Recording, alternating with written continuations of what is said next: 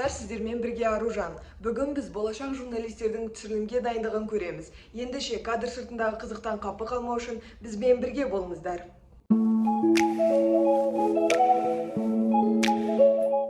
Бәріне сәлем. Көңілге қалай? Дайындық ойдағыдай өтіп жатыр ма? Иә, бәрі жоспардағыдай.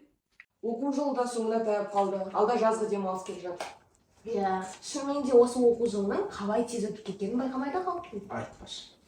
Көзді ашып жұмғанша бірінші курсты аяқтап қалдық қой. Шынымен. Естеріңде ма? Алғашында университет жүйесін үйрене алмай біраз қиналып едік қой. Иә, өзім болсам 2 айдай жаңа ортаға сіңісе алмай жүрген едім.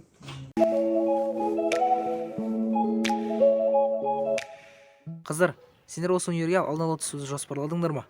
Мысалға мен басында басқа универге түсуді көздедім. Мен болсам бірнеше университеттерді қарастырдым. Ал мен 10-шы сыныпта IT National Олимпиадасына қатыстым. Мен ол кезде тіпті олимпиада туралы білмеппін. Сонда қалай өтті? Бастапқы 2 кезең онлайн форматта өтті, ал 3-ші офлайн форматтағы кезеңге мен тіпті өтемін деп те ойламадым. Сонда онлайн кезеңде қандай тапсырмалар болды?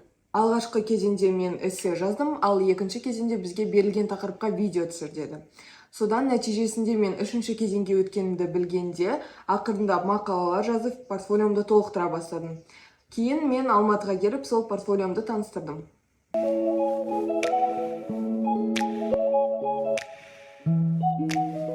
Мен журналистикаға тапсыратынды күтпедім, өйткені таңдау пәндерім география мен математика болған. Менеджмент мамандығына түскім келді. Бірақ грант 20 балдан басталды, менің балым 118 болған. Солай мен бала арманымды қуып, журналистикаға тапсырамын деп шештім. Мен негізінде басында басқа жоғарғы оқу орнын таңдағам, бірақ қашықтық кедергі болды. Солай аяқ астынан 2 күн қалғанда мен IT университетіне құжаттарымды тапсырдым. ОПТ-дан 35 балын 33 жинағам, сол үшін университеттегі емтиханға сенімді кірдім. Университеттегі емтиханда да барлық мүмкін болған балды жинап, жалпы грантты ұтып алдым. Мен кішкентай кезімнен бастап журналист болуды армандайтынмын. Сондықтан мамандық таңдау бойынша менде аса қиындық болмады. Бірақ университет таңдау мен үшін қиынға соқты. Бір жоғары оқу орнынан екіншіге барып, әр қайсысын зерттедім. Бәрі мен үшін бірдей көрінді. Бірақ кенеттен интернет ұйымдастырған офлайн курсқа қатысып, ол жерде хату студенті Аружан Абсаттарды кездестірдім. Ол маған өзінің оқу барысында түсірген материалдарын көрсетіп, менің IT-ге деген қызығушылығымды арттырды. Сондықтан хатуға түсемін деп шештім. Мен бастапқыда мұғалім болғым келген. 5 пән бойынша ОБД тапсырып, ойдағыдай балын жинай алмағанмын. Сөйтіп қарасам, шығармашылық пәндерімнен 35 балдың 30 жинаппын. Журналистика мамандығын таңдап, заманауи журналистиканы оқығым келгендіктен IT университетте тоқталдым. Келген бетте группаластарымен жақсы қарым-қатынас орнатуға тырыс. Ағылшын тіл деңгейіңді жетілдір. Университеттің ішкі олимпиадаларына қатысып. Мамандығыңды ойдағыдай таңда, әйтпесе мен сияқты ертең бөгініп отырасың. Мен мұнда көп нәрсені үйрендім. Бірақ жылда рецензия, корреспонденция, мақала жаздым. Шыны керек, рефератты өмірімде бірінші рет өзім жазып көрдім. Оған дейін мектепте ғаламтордан жүктей салсам, университетте кітапханаға барып, бәрін іздеп, мұрағаттан газеттерді алып, өзім ізденіп жаздым. Ал мен тележурналистикадан сюжет, сұхбат, ток-шоу түсіріп үйрендім. Осы пәнге дейін мен мүлде ірі, орта, жалпы пландар туралы, деталь туралы мүлде білмейтінмін. Негізінде қиындықтар да болды. Мысалы, сюжетке, сұхбатқа кейіпкер іздеу мен үшін қиынға соқты. Бірақ әрдайым біз түсірілімді аяқтағанда біздің қолымыздан келгенін көру мен үшін мотивация болатын. Маған пиардан қызық болғаны, президенттің пиар-менеджері ретінде жақсы идеялар ұсынып талқылағанымыз. Сонымен қатар жұмысқа орналасу барысында сол компанияны дамыту үшін және де оны жарнамалау үшін креативті ойлар тастағанымыз.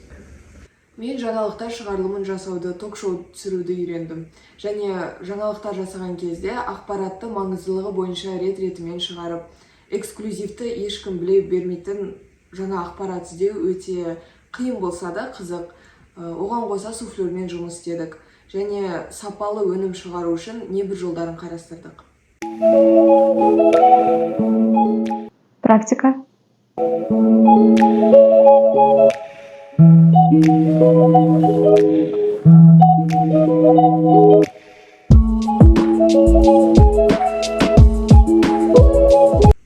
білім.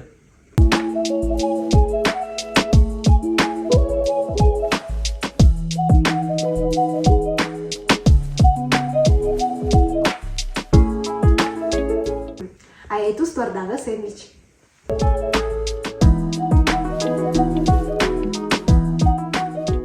Достар.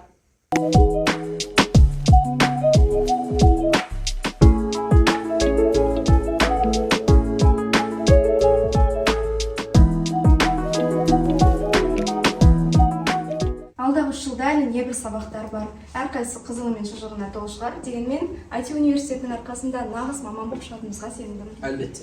Иә, хаты болмағанда мұның бәрін бастан кешірім секі табай. Тіпті осылай әңгімелесіп жүрмеуші едік.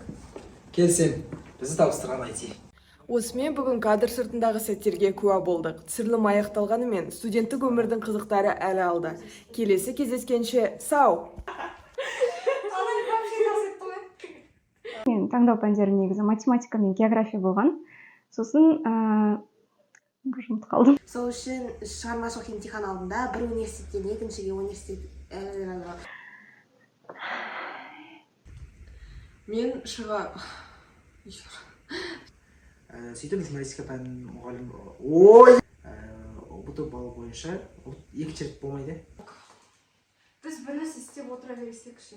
Мен біз 2 жақ айтып отырмыз. Мына жерін алсақ.